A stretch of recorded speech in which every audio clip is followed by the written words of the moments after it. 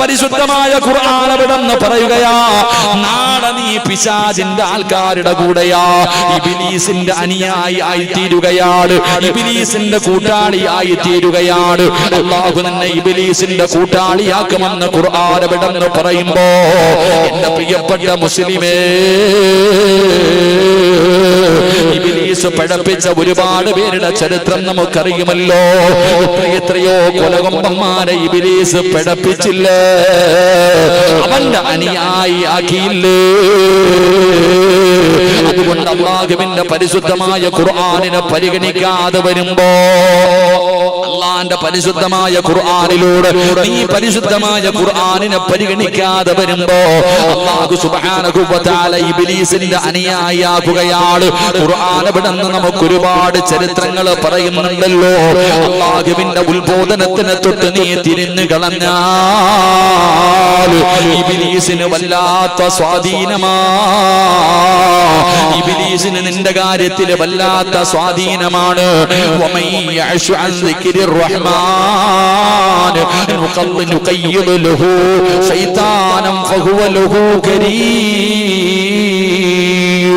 അല്ലാഹുവിന്റെ പരിശുദ്ധമായ ഖുർആനിന്റെ ആയത്തുകൾ കേട്ടിട്ട് നീ അതിനെ വിട്ടുകളഞ്ഞാൽ അല്ലാഹ് ഇബ്ലീസിന്റെ കയ്യിൽ നിന്നെ കൊടുക്കുകയാ, ഇബ്ലീസിന്റെ കയ്യിൽ നിന്നെ ഏൽപ്പിക്കുകയാണ്.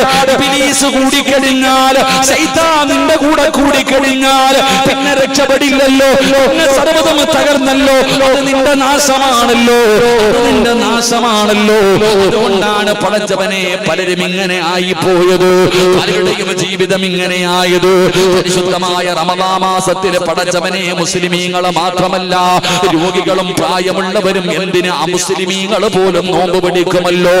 ഈ പരിശുദ്ധമായ റമദാൻ കടന്നു വരുമ്പോ അമുസ്ലിമീങ്ങൾ പോലും ഈ മാസത്തെ ആദരിക്കുമല്ലോ, ബഹുമാനിക്കുമല്ലോ. പക്ഷേ പ്രിയപ്പെട്ട മുസ്ലിമേ,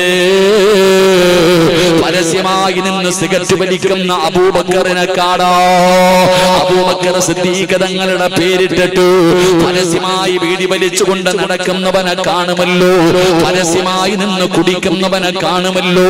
എന്റെ പ്രിയപ്പെട്ടവരെ, എന്തുകൊണ്ടെന്നറിയുമോ? അല്ലാഹു അവനെ ഇബ്ലീസിനെ ഏൽപ്പിച്ചിരിക്കുകയാ, അവൻ ഇബ്ലീസിന്റെ അനുയായിയാ. കാരണം അല്ലാഹുവിന്റെ ഖുർആനിന്റെ ആയത്ത് കേട്ടിട്ട് അവനെ ചിന്തിക്കാത്തവനോ, അതിനെ പരിഗണിക്കാത്തവനോ, അതിനെ നിസാരമായി തള്ളുന്നവനോ. അതുകൊണ്ട് എന്റെ പ്രിയപ്പെട്ടവരോട് പറയുകയാ, ഇത് അല്ലാഹു തരുന്ന 7 ശിക്ഷകളാ, ഇത് നിസാരമായി കാണല്ലേ, ഇത് നിസാരമായി കാണല്ലേ. അതുകൊണ്ട് എന്റെ പ്രിയപ്പെട്ടവരോട് പറയുന്ന പരിശുദ്ധമായ ഖുർആനിനെ നിങ്ങളുടെ ഹൃദയത്തിലേക്ക് ചേർത്ത് വെക്ക. അല്ലാഹുവിന്റെ വിശുദ്ധമായ കലാമിനെ പാരായണം ചെയ്യൂ. ഇല്ലെങ്കിൽ നിങ്ങളുടെ വീടിനകത്തിരുന്ന് പരിശുദ്ധമായ ഖുർആൻ തേങ്ങുമല്ലോ. ആ ഖുർആനിന്റെ കണ്ണുനീര് വീണാൽ പിന്നെ നിങ്ങൾ രക്ഷപ്പെടില്ലല്ലോ, സർവ്വതും തകർന്നു പോകുമല്ലോ. അതുകൊണ്ട് എന്റെ പ്രിയപ്പെട്ടവരോട് പറയുന്നു, പരിശുദ്ധമായ ഖുർആനെ പാരായണം ചെയ്യുന്ന വീടുകളാകൂ. ശഅബാനെത്തിയല്ലോ, റജബുന് ശഹ്റുല്ലാഹ്, അല്ലാഹുവിന്റെ മാസമാണ് റജബ്. വശഅബാനു ശഹ്രി, എന്റെ മാസമാണ് ശഅബാൻ എന്ന് അല്ലാഹുവിന്റെ പ്രവാചകൻ പറഞ്ഞ മാസം വന്നല്ലോ. പടച്ചവനെ, റമളാൻ വരികയല്ലോ. അതുകൊണ്ട് പരിശുദ്ധമായ ഖുർആൻ എന്ന് പൊടിയൊക്കെ തൂത്തുകളഞ്ഞ് ആ ഖുർആൻ എടുത്ത് വെച്ചുകൊണ്ട് നമുക്ക് പാരായണം ചെയ്ത് നമ്മുടെ വീട് പ്രകാശിപ്പിച്ചുകൂടെ, നമ്മുടെ ജീവിതം പ്രകാശിപ്പിച്ചുകൂടെ, നമ്മുടെ ആഖിറം പ്രകാശിപ്പിച്ചുകൂടെ, നമ്മുടെ 6 അടി മണ്ണുന്നോ. പടച്ചവനെ, ഫുളൈലിനൊരു പെണ്ണിനെ ഇഷ്ടപ്പെട്ട് കഴിഞ്ഞാൽ അവളെ തന്റെ വരുതിയിൽ കൊണ്ടുവരുമായിരുന്നു, ശാരീരികമായി ബന്ധപ്പെടുമായിരുന്നു. അങ്ങനെ ഒരു ദുസ്വഭാവം ഉണ്ടായിരുന്ന ചെറുപ്പക്കാരനാണ് ഫുളൈല്. അപ്പോഴാണ് പടച്ച റബ്ബേ, ഒരു സുന്ദരിയായ പെണ്ണിങ്ങനെ നടന്നു പോകുന്നു. ഫുളൈലിനെ വല്ലാതെ ഇഷ്ടപ്പെട്ടു, ഫുളൈലിനെ വല്ലാതെ ഇഷ്ടപ്പെട്ടു. ആ പെണ്ണിന്റെ പുറകെ പോവുകയാ. തന്റെ ആഗ്രഹം പറഞ്ഞു നോക്കി, തന്റെ ആഗ്രഹം പറഞ്ഞു നോക്കി. പക്ഷേ പെണ്ണ് തയ്യാറാകുന്നില്ല. എന്തു പറഞ്ഞിട്ടും സമ്മതിക്കുന്നില്ല. ഫുളൈലിന് വല്ലാത്ത ദേഷ്യമായി, ഫുളൈലിന് വല്ലാത്ത ദേഷ്യമായി. പടച്ചവനെ, പാതിരാത്രിയിൽ ആരും കാണാതെ വീടിന്റെ മതിൽ ചാടുകയാ. സുന്ദരിയായ പെണ്ണിന്റെ വീടിനകത്ത് കടന്നു ചെന്നു. വാതില് ചവിട്ടിപ്പൊളിച്ചകത്ത് കയറി ആഗ്രഹം പറഞ്ഞു. പെണ്ണ് സഹകരിക്കാതെ വന്നപ്പോ ഫുളൈലെന്ന് പറയുന്ന ചെറുപ്പക്കാരൻ ആ പെണ്ണിനെ പീഡിപ്പിക്കുകയാണ്. ആരോഗ്യമുള്ളവനാണ്. പടച്ചവനെ, ആ പെണ്ണിനെ അവിടെ നിന്ന് കീഴ്പ്പെടുത്തുകയാ. എന്നിട്ട് ആ പെണ്ണിനെ ബലാത്സംഗം ചെയ്യാ തയ്യാറെടുക്കുമ്പോ അവിടെ ആ പെണ്ണിനെ ശാരീരികമായി ബന്ധപ്പെടുന്നതിന് വേണ്ടി രണ്ട് കാലുകളുടെ ഇടയിൽ ഇങ്ങനെ ഇരിക്കുമ്പോ അടുത്ത വീട്ടിലിരുന്നൊരു ഉമ്മ ഖുർആൻ ഓതുകയാ. അടുത്ത വീട്ടിലിരുന്നു കൊണ്ട് അല്ലാഹുവിന്റെ വിശുദ്ധമായ ഖുർആൻ ഇങ്ങനെ പാരായണം ചെയ്യുകയാ. അലം യഅനില്ലദീന ആമനൂ അൻ തഖ്ശഅ ഖുലൂബുഹും ലിദിക്രില്ലാഹ്.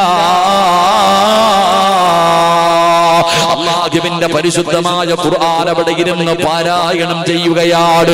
അപ്പോഴാണ് ആ പെണ്ണ് ചോദിക്കുന്നു, ഫുളൈലേ, കേട്ടില്ലേ ഫുളൈലേ, കേട്ടില്ലേ ഫുളൈലേ, നന്നാകാ സമയമായില്ലേ? അടുത്ത വീട്ടിലിരുന്ന് പരിശുദ്ധമായ ഖുർആൻ ഓതുന്നത് കേട്ടപ്പോ, ആയത്തിന്റെ അർത്ഥമോർത്തപ്പോ പൊട്ടിക്കരഞ്ഞുകൊണ്ട് ഫുളൈൽ എന്ന് പറയുന്ന ചെറുപ്പക്കാരൻ അവിടെ നിന്ന് ഇറങ്ങിപ്പോയി. നന്നായെന്ന് ചരിത്രം പറയുമ്പോ ഇന്നടുത്ത വീട്ടിലെങ്ങാണം ഖുർആൻ ഓതുന്ന ശബ്ദം കേട്ടാൽ ഇന്ന് കേൾക്കാറില്ലല്ലോ. പടച്ചവരെ, ഒരു വീടിനകത്തും കേൾക്കാറില്ല. ഇന്ന് മഗ്രിബ് കഴിഞ്ഞ സീരിയലിന്റെ ശബ്ദമാ. എല്ലാവരും ടിവിയുടെ ഫ്രണ്ടിലാ. പ്രായമുള്ളവരുണ്ട്, ചെറുപ്പക്കാരുണ്ട്. പ്രത്യേകിച്ച് എന്റെ പ്രിയപ്പെട്ട ഉമ്മമാര് സീരിയലിന്റെ ഫ്രണ്ടിലിരുന്ന് കരയുമ്പോ, എന്റെ പ്രിയപ്പെട്ട പെങ്ങളെ, യാസീൻ ഓതണ്ട സമയമല്ലേ, വാക്യ ഓതണ്ട സമയമല്ലേ, സജദ ഓതണ്ട സമയമല്ലേ, സൂറത്തുൽ മുൽക്ക് പാരായണം ചെയ്യേണ്ട സമയമല്ലേ, പടച്ചവനെ സൂറത്തുർ റഹ്മാൻ ഓതണ്ട സമയമല്ലേ? ഇതിന്റെയൊക്കെ പ്രതിഫലം ചെറുപ്പകാലം മുതലേ പഠിച്ചവളല്ലേ? അല്ലാഹുവേ, സൂറത്തുൽ വാഖിയ പാരായണം ചെയ്താൽ ആ വീട്ടിൽ അല്ലാഹു ദാരിദ്ര്യം കൊടുക്കില്ല എന്ന് നബി മുഹമ്മദ് മുസ്തഫ. അറിയാത്ത ആരാവുള്ളത്, അറിയാത്ത ആരാവുള്ളത്? സൂറത്തുൽ വാഖിയ പാരായണം ചെയ്താ ഇബ്നു മസ്ഊദ് റളിയല്ലാഹു തആല അൻഹു സക്കറാത്തിന്റെ അവസ്ഥയിൽ കിടക്കുമ്പോഴാണ് പടച്ചവനെ സ്വഹാബത്ത് കടന്നു വരുന്നത്. ഉസ്മാൻ റളിയല്ലാഹു തആല അൻഹു അടങ്ങുന്ന സ്വഹാബത്ത് വരുന്നത്. പാവപ്പെട്ടവനാണല്ലോ. അവസാനം മരണത്തോട് മുന്നടിക്കുന്ന സ്വഹാബികളുടെ ചാരത്ത് ചെന്നിട്ട് കുറച്ചു പൈസ കൊടുത്തിട്ട് പറഞ്ഞു, ഒന്നും നിങ്ങൾ കരുതി വെച്ചിട്ടില്ലല്ലോ, നിങ്ങളുടെ പെമ്മക്കളൊക്കെ വളർന്നു വരികയല്ലോ, അവരുടെ വിവാഹം നടത്തണമല്ലോ, അതുകൊണ്ട് ഈ പൈസ ഇന്നാ എന്ന് പറഞ്ഞു ഉസ്മാൻ തങ്ങൾ കൊടുക്കുമ്പോ സ്വഹാബി കരയുകയാ. സ്വഹാബി കരയുകയാ, ഉസ്മാനേ, എന്റെ പെമ്മക്കളുടെ കാര്യത്തിൽ എനിക്കൊരു പേടിയില്ല.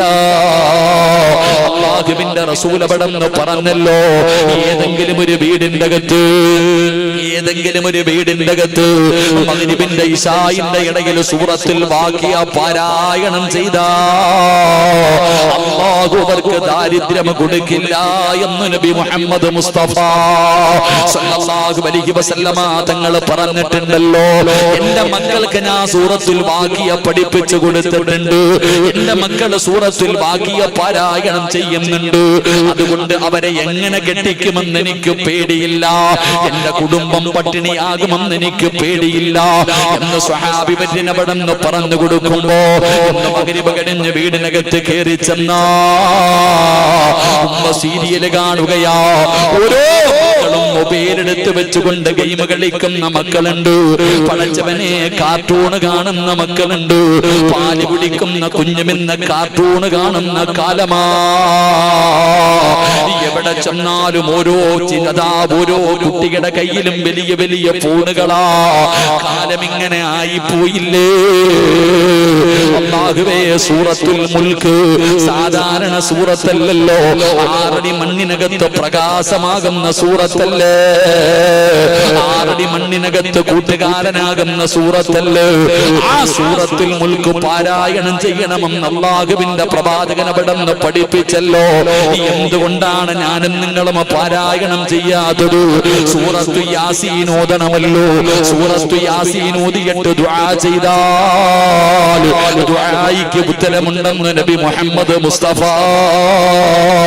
സല്ലല്ലാഹു അലൈഹി വസല്ലമ തങ്ങൾ പറയുമ്പോ, നിനക്ക് ജന്മം നൽകിയ അല്ലാഹു തന്ന ആയുസ് നിനക്ക് വേണ്ടി മാറ്റിവെച്ച നിന്റെ വാപ്പ പള്ളിപ്പറമ്പിൽ 6 അടി മണ്ണിനകത്തല്ലേ 9.5 മാസക്കാലം ഗർഭം ചുമന്ന് മരണവേദനയുടെ വേദനയിൽ നിന്ന് പ്രസവിച്ച നിന്റെ പ്രിയപ്പെട്ട ഉമ്മ ഖബറിലല്ലേ? അവർക്ക് നന്മ ചെയ്യാൻ പറ്റില്ലല്ലോ.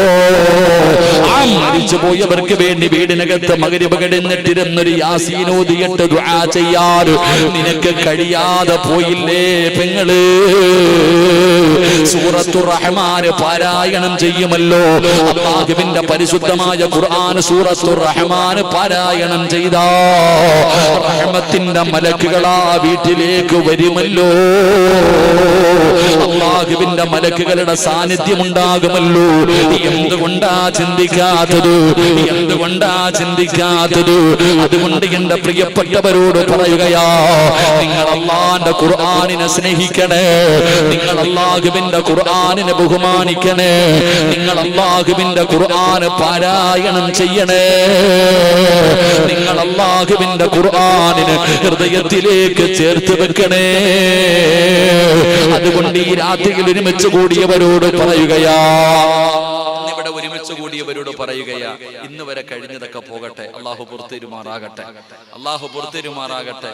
ഇത്രയും കാലം ചെയ്തതൊക്കെ ഇൻഷാ അല്ലാഹ് നമുക്ക് ഇവിടെ നിന്ന് ദുആ ചെയ്ത് അല്ലാഹുവിനോട് തൗബ ചെയ്ത് പിരിയാം.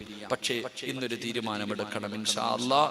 ഉസ്താദേ, ഇന്നു മുതൽ മരിക്കുന്ന കാലം വരെ, ഓർമ്മയുള്ള കാലത്തോളം അല്ലാഹുവിന്റെ പരിശുദ്ധമായ ഖുർആൻ എല്ലാ ദിവസവും ഞാൻ എടുക്കും. എല്ലാ ദിവസവും അല്ലാഹുവിന്റെ പരിശുദ്ധമായ ഖുർആൻ ഞാൻ എടുക്കും. 114 സൂറത്തുകളിൽ ഏതെങ്കിലും ഒരു സൂറത്ത് ഞാൻ ഖുർആൻ നോക്കി ഓതും. അല്ലാഹു ഭാഗ്യം തരുമാറാകട്ടെ, അല്ലാഹു ഭാഗ്യം തരുമാറാകട്ടെ. ഓതുവോ? നിയ്യത്ത് ചെയ്യുന്നവരൊക്കെ കൈവക്കും. 114 സൂറത്തിൽ ഏതെങ്കിലും ഒരു സൂറത്ത്, സൂറത്തുൽ ബഖറ വേണോ, സൂറത്തുൽ കൗസർ വേണോ, ഏത് വേണമെങ്കിലും ഓതാം.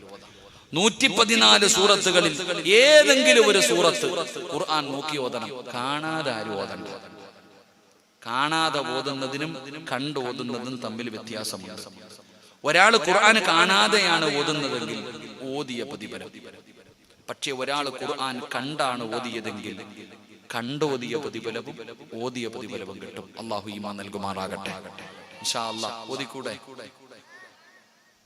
കുട്ടികളൊക്കെ ഒന്നും ഉണ്ടാതിരുന്ന പുറകിലുള്ളവർ പറ, ഓതിക്കൂടെ? ഉറക്കെ പറ. അല്ലാഹുവേ, ആരെല്ലാം ഈ മജ്ലിസിൽ ഇരുന്നു കൊണ്ട് ഉറക്ക ഇൻഷാ അല്ലാഹ് പറയുന്നു, അവർക്ക് മരിക്കുന്ന സമയം ഈ ഇൻഷാ അല്ലാഹ് പറയുന്ന ശബ്ദത്തിൽ ഷഹാദത്ത് കലിമ ഉറക്ക വിളിച്ചു പറഞ്ഞു മരിക്കാൻ നീ ഭാഗ്യം കൊടുക്കണേ അല്ലാഹ്. ഇനിയൊരു ഇൻഷാ അല്ലാഹ് പറഞ്ഞേ. പോരാ, ഏതെങ്കിലും ഒരു രാഷ്ട്രീയക്കാരന് വേണ്ടി ഇതിനെക്കാളും തൊണ്ട പൊട്ടും. റോഡിൽ കൂടെ കടന്നിട്ട് ഇന്ന് വരെ കണ്ടിട്ടില്ലാത്ത ഒരുത്തന് വേണ്ടി കടന്നിട്ട് പോവും. ഒരു കാര്യമില്ല ഞങ്ങളെ. ഓൻ നീ ആരാന്ന് ഓന് പോലും അറിയത്തില്ല, നീ ആരാണെന്ന് പോലും അവൻ അറിയത്തില്ല. അവന് വേണ്ടിയാ നീ കടന്ന് ജയ് വിളിക്കുന്നത്. കോയി ഫായിദാനിയെ, ഒരു പ്രയോജനമില്ല. ഇപ്പൊ ഒരു ഇൻഷാ അല്ലാഹ് പറ, മരിക്കുമ്പോഴെങ്കിലും ഷഹാദത്ത് കലിമ പറഞ്ഞു മരിക്കാം. അല്ലാഹു ഭാഗ്യം തരുമാറാകട്ടെ. ഇൻഷാ അല്ലാഹ് ഓതിക്കൂടെ? പറ്റത്തില്ല, ഉറക്കെ പറയണം. നീ തൊണ്ട പൊട്ടി മരിച്ച ഞാൻ ദുആ ചെയ്തോളാം, ഷഹീദിന്റെ കൂലി. ഈ ഇൻഷാ അല്ലാഹ് പറഞ്ഞിട്ട് നീ മരിച്ചാൽ ഞങ്ങളെല്ലാം കൂടി ഇവിടെ ഒരു ഹത്ത ഓതിക്കോളാം ഇൻഷാ അല്ലാഹ്. അതല്ല അത്രയും വലിയ പുണ്യമല്ലേ? ഇത്രയും ഉസ്താദന്മാരില്ലേ? തൊണ്ട പൊട്ടിക്കിട്ട് മരിച്ച അല്ലാഹുവേ, ഇൻഷാ അല്ലാഹ് പറഞ്ഞു ഒരുത്തം മരിച്ചുപോയി, നീ സ്വർഗം കൊടുക്കണം, ഞാൻ ദുആ ചെയ്തോളാം ഇൻഷാ അല്ലാഹ്. ഇനി ഒരു ഇൻഷാ അല്ലാഹ് പറ. അള്ളാഹു ഭാഗ്യം തരുമാറാകട്ടെ. ഇനി പറയാൻ നിനക്ക് മനസ്സ് വന്നില്ലെങ്കിൽ, ഞാൻ ഇത്രയും നേരം കടന്ന് ഏകദേശം മണിക്കൂറുകൾ ഞാൻ നിന്റെ മുന്നിൽ ഖുർആനിന്റെ മഹത്വം പറഞ്ഞിട്ടും നിനക്ക് നന്നാകാൻ തോന്നുന്നില്ലെങ്കിൽ, ഒരു ഇൻഷാ അല്ലാഹ് പറയാൻ പോലും നിന്റെ മനസ്സ് കഴിയുന്നില്ലെങ്കിൽ, നിനക്ക് ഞാനൊരു പ്രതിഫലം പറഞ്ഞു തരാം. നീ അത്ര അല്ലെ, മതകളകിയ ആന വന്നാലും നെഞ്ചു വിരിച്ച് നിൽക്കണമെന്ന് പറയത്തില്ലേ അല്ലേ? അങ്ങനെ ചിലരുണ്ട്, മതകളകുന്ന ആര് വന്നാലും ഞാൻ അനങ്ങൂല. നിനക്ക് ഞാനൊരു പ്രതിഫലം പറഞ്ഞു തരാം. നീ എങ്ങനെ ചാകുന്നതെന്ന് ഞാൻ പറഞ്ഞു തരാം. അല്ലാഹ് പറഞ്ഞതാ, ഞാൻ പറഞ്ഞതല്ല. ഖുർആനിലെ ഏതെങ്കിലും ഒരു സൂറത്തെങ്കിലും നീ പാരായണം ചെയ്യുമെന്ന് പറയുമ്പോ ഒരു ഇൻഷാ അല്ലാഹ് പറയാൻ പോലും പറ്റാത്ത നീ, നിനക്ക് അല്ലാഹ് തരുന്ന നിന്റെ മരണം ഞാൻ പറഞ്ഞു തരാം. അള്ളാഹു കാക്കുമാറാകട്ടെ. ആ ഓതാൻ തീരുമാനിച്ചവരൊക്കെ ഒന്ന് കൈവക്ക്. രണ്ടാമത് ചാൻസ് ഇല്ല, അതുകൊണ്ടാ. അൽഹംദുലില്ലാ, എല്ലാരും കൈവക്കി. എന്നാലും പൊക്കാത്തവരുണ്ട്. ഓൻ ഇനി പൊക്കാൻ ആര് വരുമോ? അല്ലാഹു അലം. ശൈത്താനെക്കാളും വലിയ ശൈത്താന്മാരുള്ള കാലവാ. അള്ളാഹു കാക്കുമാറാകട്ടെ. ശൈത്താനിനെക്കാളും വലിയ ഒരു ശൈത്താനുണ്ട്. ആരാന്നറിയോ? ഇബ്ലീസിനെക്കാളും വലിയ ഒരു ശൈത്താനുണ്ട്. ആരാ? പറയടോ. ചിലര് ജംറയിൽ പോയിട്ട് കല്ലെറിയും. ഇബ്ലീസിനെ ഇങ്ങനെ കല്ലെറിയുമ്പോ ഇബ്ലീസ് ചോദിക്കും, അളിയാ നീ എന്നെ അറിയുന്നോടാ? നമ്മള് തമ്മിൽ ഇത് വേണോ അളിയാ? അതാ ചിലരുടെ, അത് അത്രയ്ക്കും ബന്ധം. ഈ നരകത്തില്, നാളെ പരലോകത്തെ നരകത്തിന്റെ മുന്നിൽ ഇബ്ലീസ് ഇങ്ങനെ ഇരിക്കുന്ന, നരകത്തിന്റെ മുന്നിൽ ഇബ്ലീസ് ഇങ്ങനെ ഇരിക്കും. അപ്പൊ ഇബ്ലീസിന്റെ കൂട്ടുകാര് വരുമ്പോ, വാളിയെ കയറിക്കോ, ഞാൻ വരാം, നീ കയറിക്കോ, ഇങ്ങനെ വിളിച്ച് കയറ്റി ഓരോരുത്തർ. എല്ലാവരും ഇങ്ങനെ നരകത്തിലേക്ക് കയറ്റിവിടും. അപ്പൊ അവൻ ഇങ്ങനെ ഒരു സ്ഥലത്ത് ഇരിക്കൂന്നാ പറയണം. ഇങ്ങനെ ഇരിക്കുമ്പോ ഫിർഔൻ ഇങ്ങനെ നടന്നു വരും. ആര്? ഫിർഔന്റെ പേര് കേൾക്കുമ്പോ എന്ത് പറയാനാ പഠിച്ചിട്ടുള്ളത്? റളിയല്ലാഹു അൻഹു. പിന്നെ മിണ്ടായിരിക്കണേ. ഫിർഔൻ ഇങ്ങനെ നടന്നു വരിക. ഫിർഔൻ ഇങ്ങനെ നടന്നു വരുമ്പോ ഇബ്ലീസ് എഴുന്നേറ്റ് നിൽക്കുവത്രേ. ഇബ്ലീസ് ഇങ്ങനെ എഴുന്നേറ്റ് നിൽക്കും. അപ്പൊ ഫിർഔൻ ചോദിക്കും, എന്തുവാടാ എന്നെ കണ്ടപ്പോ എഴുന്നേറ്റ്? നീ എന്നെ കളിയാക്കണോടാ? എന്നെ പിഴപ്പിച്ചത് നീയല്ലേടാ? എന്നെ നശിപ്പിച്ച നീ, എന്നിട്ട് ഇപ്പൊ എന്നെ കളിയാക്കുന്നു. അപ്പൊ ഫിർഔനോട് പറയൂ അത്രേ, നിന്നെ നശിപ്പിച്ചതും പിഴപ്പിച്ചതൊക്കെ ഞാനാ. ഈ നരകത്തിൽ കിടക്കുന്ന ആൾക്കാരെ മുഴുവനും പിഴപ്പിച്ചത് ഞാൻ തന്നെയാണ്. പക്ഷെ അളിയ, നീ സാധാരണ ആളല്ല. എന്നെ കണ്ടാ എഴുന്നേക്കണം. അപ്പൊ ഫിർഔൻ ചോദിക്കാതെ എന്തേന്ന്? അപ്പൊ ശൈത്താൻ പറയൂ അത്രേ, ഈ ലോകത്ത് ഈ നരകത്തിൽ കിടക്കണവരെ മുഴുവനും പിഴപ്പിച്ചത് ഞാനാ. പക്ഷെ ഞാൻ ഇന്ന് വരെ ആരോട് ഞാൻ അള്ളയാണെന്ന് പറഞ്ഞിട്ടില്ല. ഇബ്ലീസ് പറഞ്ഞിട്ടുണ്ടോ? ഇബ്ലീസ് ഇന്ന് വരെ ഒരാളോടും പറഞ്ഞിട്ടില്ല ഞാനാ അള്ളാന്ന്. അവൻ പറഞ്ഞിട്ടില്ല. കാരണം അവൻ അള്ളാഹെ നല്ലപോലെ അറിയാം. അവൻ അള്ളാനെ നല്ലതുപോലെ അറിയാം. അള്ളാഹുടെ ശിക്ഷ അവൻ അറിയാം. അതുകൊണ്ടല്ലേ ബദർ യുദ്ധത്തിൽ പങ്കെടുത്തപ്പോ ജിബ്രീൽ അലൈഹിസ്സലാമും മലക്കുകൾ ഇറങ്ങി വരുമ്പോ ജീവനും കൊണ്ടോടിയെ. കൈ പിടിച്ചിരുന്ന ആള് വിടാതെ വന്നപ്പോ നെഞ്ചത്തടിച്ച് തെളിയിട്ടിട്ടാ ഓടിയെ. തലയിൽ തുണിയിട്ട് പതുങ്ങിയിരുന്നു. കാരണം ഓൻ അറിയാം മലക്കുകൾ ആരാ, അള്ളാഹ് ആരാ. പക്ഷെ ഇന്ന് വരെ ഇബ്ലീസ് ആരോടും പറഞ്ഞിട്ടില്ല ഞാനാ അള്ളാന്ന് ആരോടും പറഞ്ഞിട്ടില്ല. പക്ഷെ ആര് പറഞ്ഞു? അന റബ്ബുക്കുമുൽ അഅല, ഞാനാ റബ്ബെന്ന് ആര് പറഞ്ഞിട്ടുണ്ട്? ഈ ഫിർഔൻ പറഞ്ഞിട്ടുണ്ട്. അപ്പൊ ഇതിലെ ഏറ്റവും വലിയ ശൈത്താൻ ആരാ? അവന്റെ അനുയായികൾ എപ്പോഴും ഉണ്ട്. അള്ളാഹു കാക്കുമാറാകട്ടെ. ഓനാ കൈവക്കാത്ത, ഓനാണ് ഞാൻ പറഞ്ഞത്. എടാ, പള്ളിയിലേക്ക് പോയി ജമാഅത്തായി നിസ്കരിക്കുന്നവന് 27 ഇരട്ടി പ്രതിഫലമുണ്ട്. അറിയാത്ത ആരാവള്ളേ? ദൂരെ കിടക്കുന്ന വാപ്പ വരെ നടന്നു വരും. പള്ളിയുടെ മുറ്റത്ത് കിടക്കുന്നവൻ കട്ടം പിടിയും മരിച്ചോണ്ട് ഇങ്ങനെ ഇരിക്കും. നബി സല്ലല്ലാഹു അലൈഹി വസല്ലമ തങ്ങളുടെ വീട്ടിൽ നിന്ന് കഅബാലയത്തിലേക്ക് വരുന്ന വഴിയില അബൂജഹലിന്റെ വീട്. കഅബയുമായിട്ട് ഏറ്റവും അടുത്ത് കിടക്കുന്നത് അബൂജഹല. പക്ഷെ അബൂജഹൽ പള്ളി കയറൂല. ആര് പോകുമായിരുന്നു?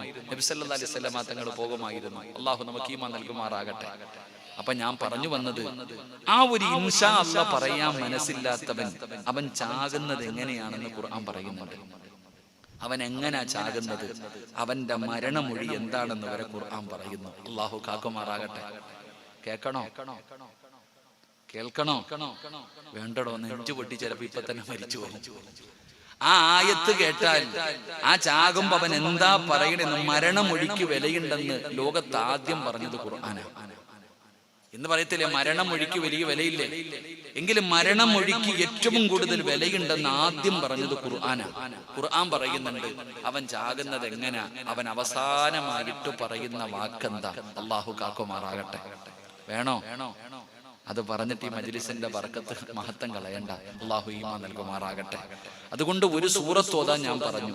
ചിലപ്പോൾ നിങ്ങൾ തിരക്കുള്ളവരല്ലേ, വലിയ ബിസിനസ്മാന്മാരല്ലേ, അംബാനിയുടെ ആൾക്കാരല്ലേ, കച്ചവടമൊക്കെയാണ്, നിസ്കരിക്കാൻ പോലും സമയമില്ലാത്ത നിങ്ങളോട് ഒരു സൂറത്ത് ഓതാൻ പറഞ്ഞാൽ വലിയ ബുദ്ധിമുട്ടല്ലേ? ഒരായത്ത് ഓതുവോ? ഒരായത്ത് ഓതുവോ? ഞാൻ ഖുർആനിൽ ഒരായത്ത് പറഞ്ഞു തരാം.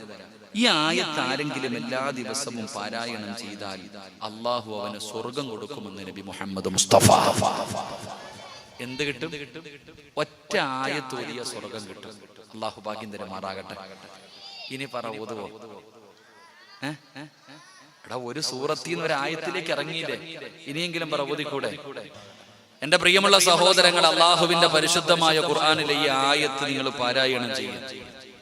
ഈ ആയത്ത് നിങ്ങൾ ആരെങ്കിലും പാരായണം ചെയ്താൽ അള്ളാഹു അവർക്ക് കൊടുക്കുന്ന പ്രതിഫലം അവരുടെയും സ്വർഗത്തിന്റെയും ഇടയിൽ ഒരേ ഒരു മറ മാത്രമേ ഉള്ളൂ. ഒരേ ഒരു മരം, ഒറ്റ ഒരു മറയേ ഉള്ളൂ സ്വർഗത്തിന്റെയും നിങ്ങളുടെയും ഇടയിൽ. മരിച്ചാലേ സ്വർഗത്തിൽ പോകാൻ പറ്റൂ. ജീവിച്ചിരുന്നാ പോകാൻ പറ്റുമോ? വെടി കൊണ്ടതുപോലെ ഇരിക്കാതെ പറ, പറ്റുമോ? സ്വർഗത്തിൽ പോകണമെങ്കിൽ എന്ത് ചെയ്യണം? മരിക്കണം. അപ്പൊ നിങ്ങളുടെയും സ്വർഗത്തിന്റെയും ഇടയിൽ ഏകയുള്ള മറ അത് മരണമാണ്. മരിക്കുക, പോകുക. അള്ളാഹു ഭാഗ്യം തരുമാറാകട്ടെ. ഏതായത്താ പാരായണം ചെയ്യുക? എന്റെ പ്രിയപ്പെട്ടവരെ, അല്ലാഹുവിന്റെ പരിശുദ്ധമായ ഖുർആൻ പാരായണം ചെയ്താൽ വല്ലാത്ത പ്രതിഫലമാണ് പെങ്ങളെ. സീരിയൽ കണ്ടിട്ട് കരയുന്ന ഉമ്മ, ഇന്നുവരെ അല്ലാഹുവിന്റെ പരിശുദ്ധമായ ഖുർആനിലെ ഒരായത്തെങ്കിലും ഓതിയിട്ട് നീ കരഞ്ഞിട്ടുണ്ടോ? അല്ലാഹുവിന്റെ പ്രവാചകൻ നബി മുഹമ്മദ് മുസ്തഫ സ്വല്ലല്ലാഹു അലൈഹി വസല്ലമ തങ്ങൾ പറഞ്ഞല്ലോ, പരിശുദ്ധമായ ഖുർആനിലെ ഒരു സൂറത്ത് ഓതുന്ന സമയത്ത് നിങ്ങൾ കരയണേ. അല്ലാഹുവിന്റെ വിശുദ്ധമായ ഖുർആനിലെ ഒരു സൂറത്ത് ഓതുമ്പോൾ നിങ്ങൾ കരയണേ. കരഞ്ഞാ നിങ്ങൾക്ക് സ്വർഗ്ഗമുണ്ടെന്ന് നബി മുഹമ്മദ് മുസ്തഫ. അല്ലാഹുവിന്റെ പ്രവാചകൻ സ്വല്ലല്ലാഹു അലൈഹി വസല്ലമ തങ്ങൾ അവിടുന്ന് പറയുകയാ, അതുകൊണ്ട് ഓതാൻ തീരുമാനിച്ചവരെ ഓസിനാരും ഓതണ്ട, വെറുതെ ആരും ഓതണ്ട. അല്ലാഹു തരുന്ന പ്രതിഫലം കേട്ടിട്ട് നീ പാരായണം ചെയ്യൂ. പരിശുദ്ധമായ ഖുർആൻ ഓതിയാൽ അല്ലാഹു തരുന്ന പ്രതിഫലം എന്തെന്നറിയോ?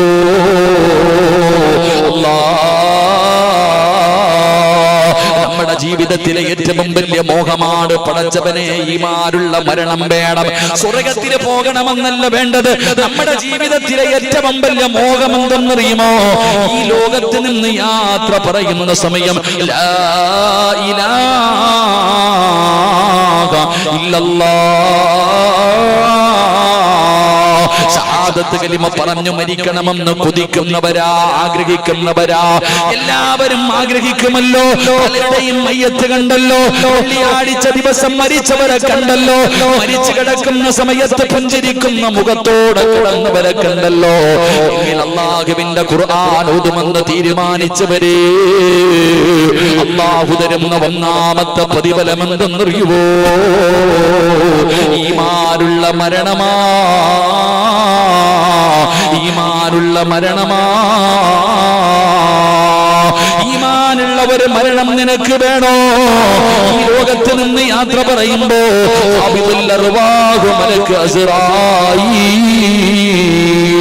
അസ്റായീൽ എന്ന് പറയുന്ന മലക്ക് നിന്റെ ചാരത്ത് കടന്നു വന്ന് കാലിന്റെ തള്ളവരുടെ മുതൽ റൂഹ് പിടിച്ചു തൊണ്ടക്കുടിയുടെ ഭാഗത്തേക്ക് റൂഹ് കൊണ്ടുവരുമ്പോ അവസാനമായി തൊണ്ടക്കുടിയിൽ നിന്ന് റൂഹ് വലിച്ചെടുക്കുന്ന സമയത്ത് പടച്ചറപ്പ് തന്ന നാവ് കൊണ്ട് ജീവിതത്തിൽ ഒരുപാട് പ്രാവശ്യം പറഞ്ഞു പഠിച്ചു വെച്ചിരിക്കുന്ന ലാ ഇലാഹ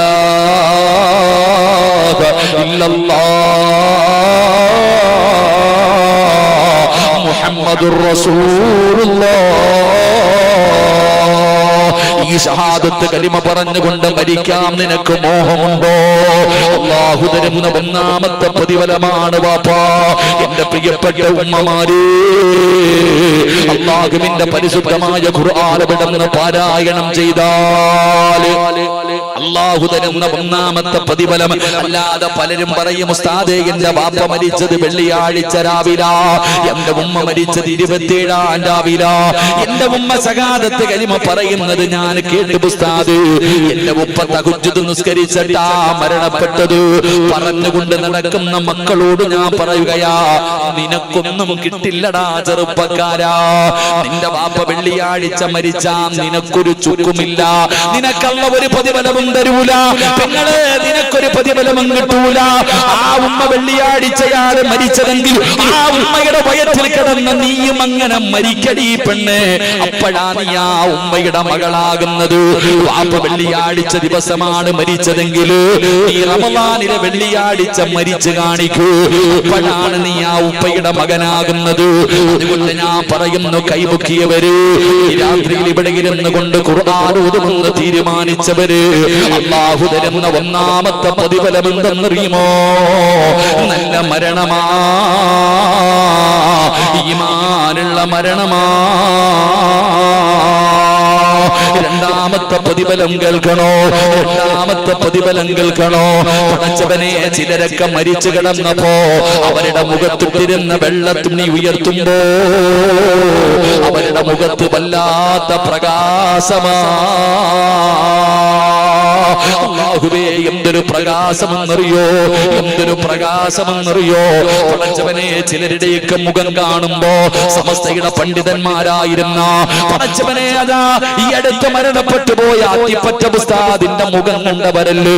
പടച്ചവനെ, ചെറുശ്ശേരി ഉസ്താദിന്റെ മുഖം കണ്ടവരല്ലേ? കോയക്കുട്ടി ഉസ്താദിന്റെ മുഖം കണ്ടവരുണ്ടല്ലോ. പടച്ചവനെ, എന്തിനാ പണ്ഡിതന്മാര് മരിച്ചു കിടക്കുന്ന സമയത്ത് അവര് നമ്മളെ കുതിപ്പിച്ചില്ലേ? മരിച്ചാൽ ഇതുപോലെ മരിക്കണം മക്കള്, മരിച്ചാൽ ഇതുപോലെ മരിക്കണം മക്കള് എന്ന് പറഞ്ഞുകൊണ്ട് മയ്യത്ത് കാണാമെന്നവരവരുടെ മുഖത്ത് നോക്കിയിട്ട് ഇവർ ഉറങ്ങുകയാ, ഇവർ ഉറങ്ങുകയാ എന്ന് പറഞ്ഞുകൊണ്ട് മുഖത്തേക്ക് പിന്നെയും പിന്നെയും നോക്കിയിരുന്ന രീതിയിൽ നമ്മുടെ നേതാക്കന്മാരായ പണ്ഡിതന്മാർ ഈ ലോകത്ത് നിന്ന് കൊതിപ്പിക്കുന്ന രീതിയിൽ യാത്ര പറഞ്ഞത് കണ്ടവരല്ലേ, കണ്ടവരല്ലേ?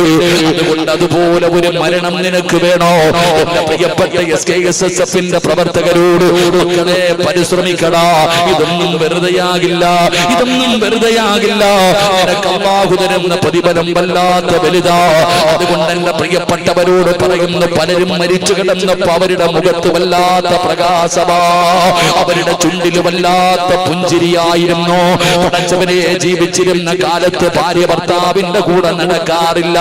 എപ്പോഴും പറയും, നിങ്ങളുടെ നിറം കറുപ്പാണ്, നിങ്ങൾക്ക് ഗ്ലാമർ ഇല്ല, നിങ്ങൾക്ക് ഗ്ലാമർ ഇല്ല എന്ന് പറഞ്ഞു ജീവിതത്തിൽ ഭർത്താവിനെ കൂടെ കൊണ്ട് നടക്കാത്ത ഭാര്യ, ഭാര്യയെ കൂടെ കൊണ്ട് നടക്കാത്ത ഭർത്താവ്. എന്തിലും നിന്റെ പെങ്ങള്, ഇങ്ങനെ നിന്റെ പ്രിയപ്പെട്ട ഭർത്താവ് മരിച്ചു കിടന്നപ്പോ അവസാനം കുളിപ്പിച്ചു പുരുക്കി കഫം തുണിയിൽ പൊതിഞ്ഞിങ്ങനെ കിടത്തിയപ്പോ അവസാനമായിട്ട് നിന്നെ ഇങ്ങനെ താങ്ങി പിടിച്ചിട്ട് നിന്റെ ഭർത്താവിന്റെ മുഖമൊന്ന് അവസാനമായി കാണിച്ചു തരുമ്പോ ഇന്നുവരെ സൗന്ദര്യമില്ലെന്ന് പറഞ്ഞു മാറ്റി നിർത്തിയിരുന്ന നിന്റെ ഭർത്താവിന്റെ മുഖത്ത് വല്ലാത്ത ഒരു പ്രകാശമായിരുന്നില്ലേ പെണ്ണേ? എന്നിക്കാട കവളിങ്ങനെ മഞ്ഞ നിറമായിരുന്നു. എന്തൊരു വെളിച്ചമാ, എന്തൊരു വെളിച്ചമാ.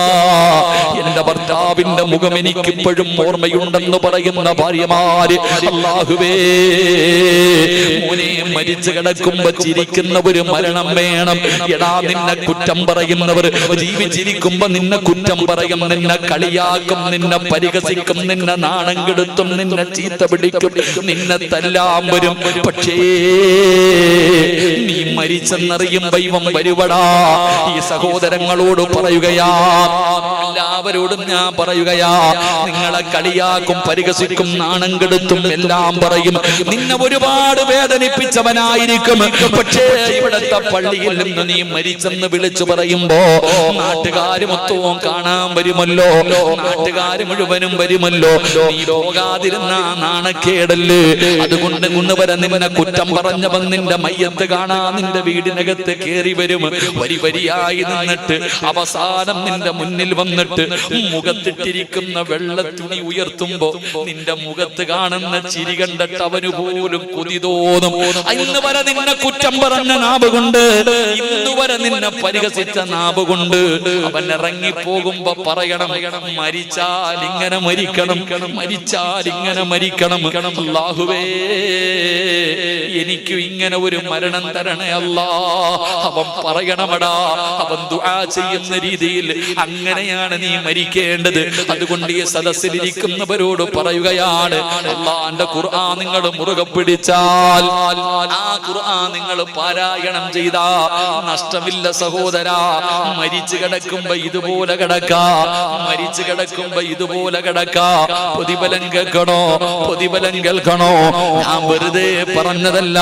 മഹാനായ ആദരവായ പ്രവാചകൻ നബി മുഹമ്മദ് മുസ്തഫ സല്ലല്ലാഹു അലൈഹി വസല്ലമ തങ്ങളുടെ സ്വഹാബിയാണ് സഅദ് ഇബ്നു മുആദ് റളിയല്ലാഹു തആല അൻഹു.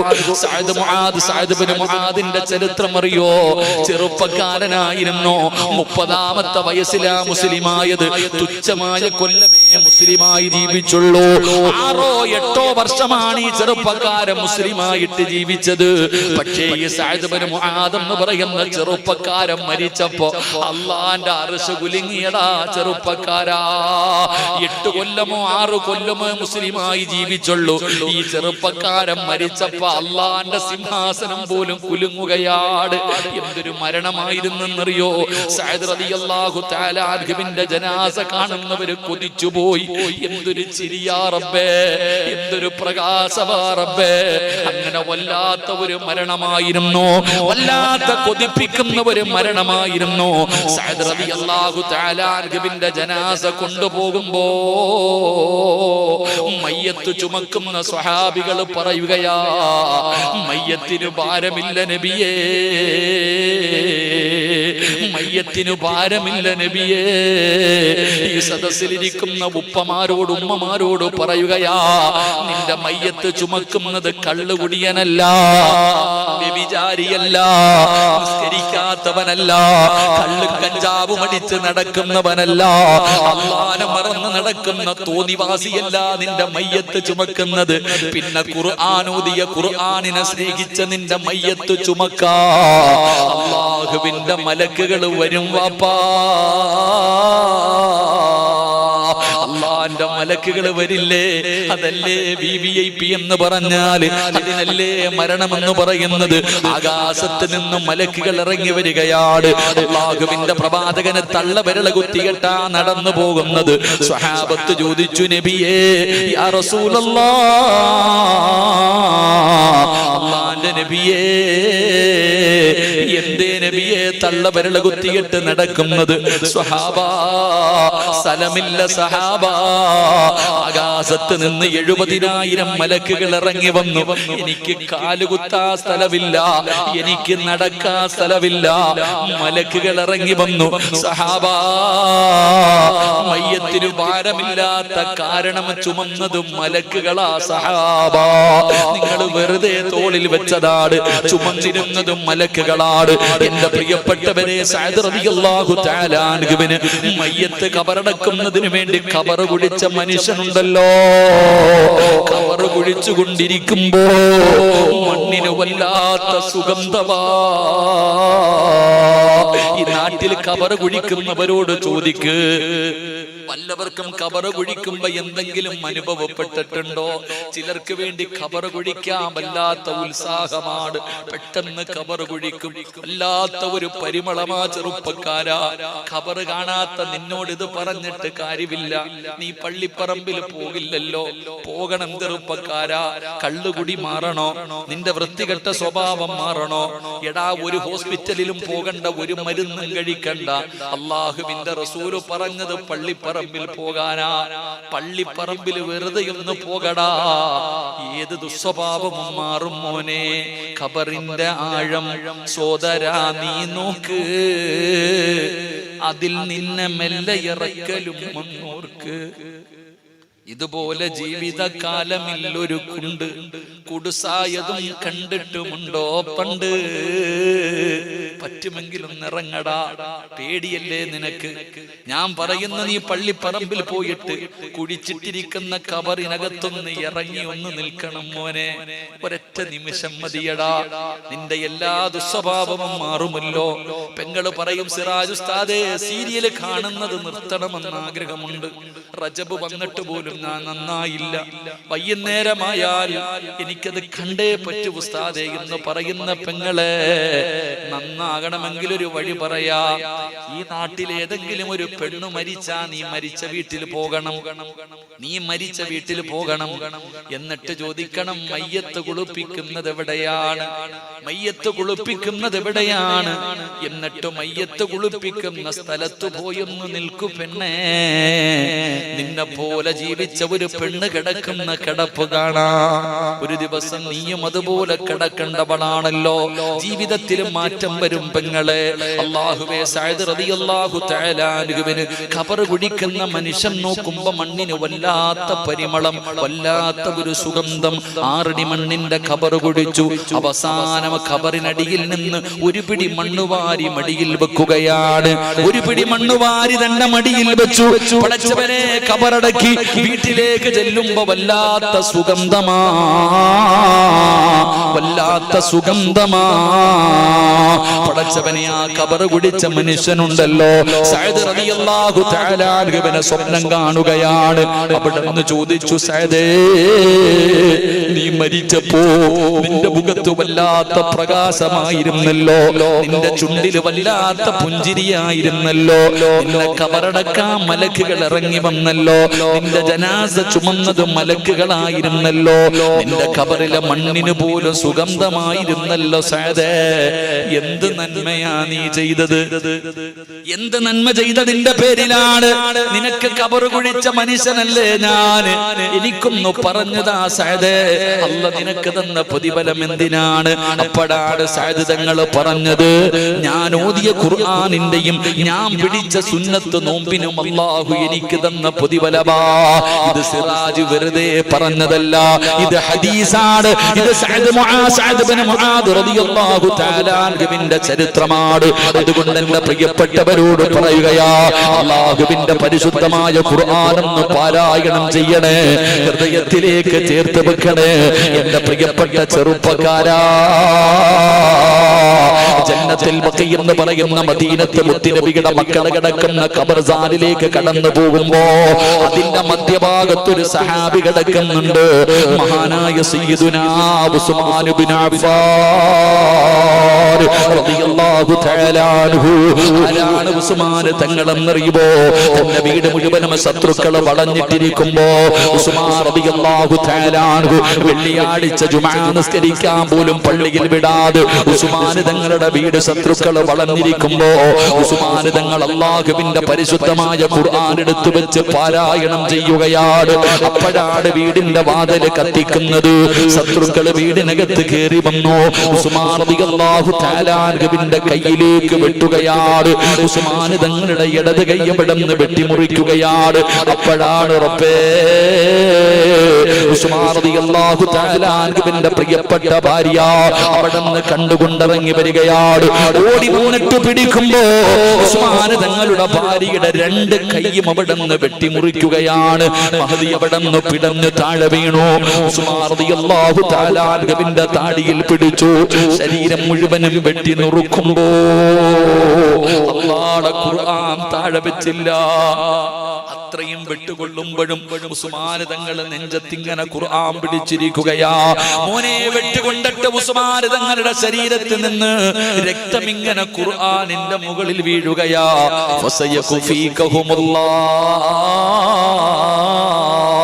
ഉസ്മാൻ തങ്ങൾ ഇങ്ങനെ നോക്കുകയാണ്. എന്റെ രക്തം വീണത് എവിടെയാ അല്ലാഹ്? എന്റെ രക്തം വീണത് എവിടെയാ അല്ലാഹ്? മോനെ, ഇഞ്ചിഞ്ചായി വെട്ടി നുറുക്കുമ്പോഴും മരണത്തോട് മല്ലടിക്കുമ്പോഴും ഉസ്മാൻ തങ്ങൾ തന്റെ കയ്യിലിരുന്ന ഖുർആൻ നെഞ്ചിലേക്ക് ചേർത്തു പിടിച്ചടാ. ആ സ്വർഗമാ സിറാജ് ചോദിക്കുന്നത്, ആ സ്വർഗമാ നിങ്ങളും ചോദിക്കുന്നത്. എന്ത് യോഗ്യതയാ, എന്തർഹതയാ ആ സ്വർഗത്തിന്റെ പരിമളം 500 കൊല്ലത്തെ വഴിദൂരം വരെ അടിച്ചു വീശുമെന്നാണ്. ആ 500 വർഷത്തെ വഴിദൂരം വരെ അടിച്ചു വീശുന്ന സ്വർഗത്തിന്റെ വാസനയൊന്ന് ശ്വസിക്കാൻ അതിനുപോലും എനിക്ക് നിനക്കൊന്നും യോഗ്യതയില്ല. അതുകൊണ്ട് ഞാൻ നിർത്തുകയാണ്. പടച്ചവനെ, ഖുർആനിന്റെ തണലിൽ സ്വർഗത്തിൽ പോകുന്ന വിഭാഗത്തിൽ പെടുത്തണേ അല്ലാ. വയലുകൾക്ക് കുറവൊന്നുമില്ലല്ലോ. ആരുടെ മൊബൈൽ എടുത്ത് നോക്കിയാലും വയലുണ്ടല്ലോ. ഏതെങ്കിലും ഒരു പ്രഭാഷകന്റെ വയലില്ലാത്ത ആളില്ലല്ലോ. നിങ്ങൾ തന്നെ ഒരു പ്രസംഗിക്കാനുള്ള കഴിവുള്ളവരായല്ലോ. പക്ഷേ മാറ്റമില്ലല്ലോ. ആ പ്രസംഗം വെച്ചിരിക്കുന്ന മൊബൈലിന്റെ അകത്ത് സിനിമ കാണുന്നവരില്ലേ, എന്തെല്ലാം മോശമായ കാര്യങ്ങൾ ചെയ്യുന്നവരില്ലേ.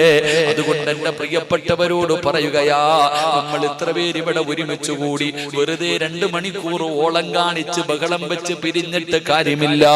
എന്തെങ്കിലും ജീവിതത്തിൽ ചെയ്തു വെക്കണം. എന്തെങ്കിലും ജീവിതത്തിൽ ചെയ്തു വെക്കണം. എപ്പോഴെവിടെ വെച്ചാണ് മരണം വരുന്നതെന്നറിയില്ലല്ലോ. ഏത് രീതിയിലാ വരുന്നതെന്നറിയില്ല. അള്ളാഹുവിനോട് സ്വർഗം ചോദിക്കാൻ നമുക്കൊരു യോഗ്യതയുമില്ല. എന്താ ജീവിതത്തിൽ ചെയ്തു വെച്ചിട്ടുള്ളത്? ഇന്ന് രാത്രി മരണപ്പെട്ടാൽ നിന്റെ കയ്യിൽ എന്തേ വാപ്പാ ഉള്ളതെന്ന് ചോദിച്ചാൽ കൈ മലർത്താനല്ലാതെ നിനക്കൊരു നന്മ പറയാനുണ്ടോ?